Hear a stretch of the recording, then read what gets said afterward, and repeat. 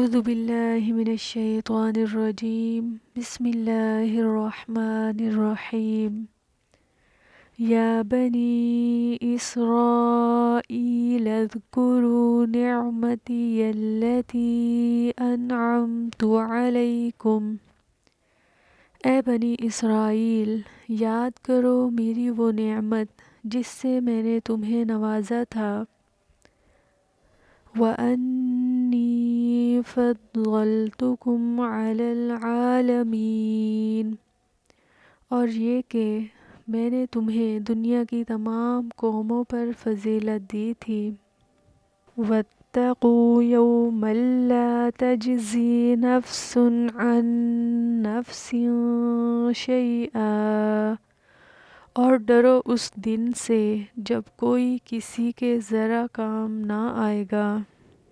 وَلَا يُقْبَلُ مِنْهَا عَدْلٌ، اور نہ کسی سے کوئی معاوضہ لیا جائے گا۔ وَلَا تَنفَعُهَا شَفَاعَةٌ وَلَا هُمْ يُنصَرُونَ،